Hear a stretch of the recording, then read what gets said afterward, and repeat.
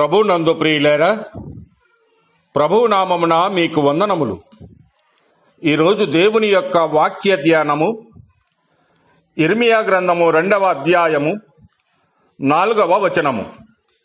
యాకోబు ఇంటి వారలారా, ఇజ్రాయేలు ఇంటి వారలారా, మీరందరూ యెహోవా వాక్కు వినుడి. దేవుడి మాటలు దీవించి ఆశీర్వదించునుగాక. గమనించండి ప్రియులారా, దేవుడు తన బాహుబలముతో విడిపించి పాలు తేనెలు ప్రవహించే దేశమునకు నడిపించిన ఇజ్రాయేలీయులు కృతజ్ఞత మరిచి ఏ విధముగా దేవునికి దూరమయ్యారో ఇర్మియా ప్రవక్త ద్వారా దేవుడు తెలియజేసినటువంటి సత్యాలు. బానిస సంకెళ్ళు తెంచి బాహుబలముతో నిన్ను విడిపించి అరణ్యమున అడుగులు తడబడకుండా నడిపించిన దేవుడు, శ్రేష్టమైన ఫలములతో నిండిన దేశమును నీకు ఇవ్వగా అపవిత్ర క్రియలతో ఆ పుణ్యభూమిని హేయము చేసితివి. దేవుడిచ్చినటువంటి స్వాస్థ్యమును పాపముతో నింపితివి. కృతజ్ఞత లేని మనసుతో ఆయన కనుపాపమును గాయపరిచితివి. జీవజలముల ఊట అయిన సజీవుడైన నేను ఉండగా నన్ను విడిచి నీళ్లు నిలువని బద్దలైన తొట్లను తొలిపించుకొంటివి. ఆకాశము విస్తుపోయేలా, భూమి వణికిపోయేలా నీవు రక్షణకర్తను విసర్జించి వ్యర్థమైన వాటిని ఆశ్రయించితివి. ఏలికలు తిరుగుబాటు చేసిరి, యాజకులు దేవుణ్ణి మరిచిరి.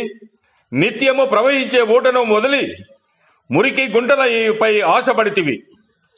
కష్టకాలమున ఆదుకునే దేవుని యొక్క నీడను వదిలి నీవు ఐగుప్తు, షీహోరు నీళ్ళకై, ఆషూరు నది నీళ్ళకై పరిగెత్తితివి. అన్యజనుల అండ చూసి మురిచిపోయావు, కానీ దేవుని విసర్జించుటయ్య నీకు శ్రమ మూలమని ఎరగకపోతివి. భయభక్తులు లేని బ్రతుకు నీకు బాధనే మిగుల్చును. మనుషుల ఆశ్రయము నిన్ను అగాధమున పడవేయును. ఇజ్రాయేలీయులు దేవుడిచ్చినటువంటి సమృద్ధిని చూసి గర్వించి ఆయనే లేడని బ్రతికారు. ఫలితముగా వారు తమ దేశాన్ని అపవిత్రము చేసుకుని శత్రువుల పాలయ్యారు.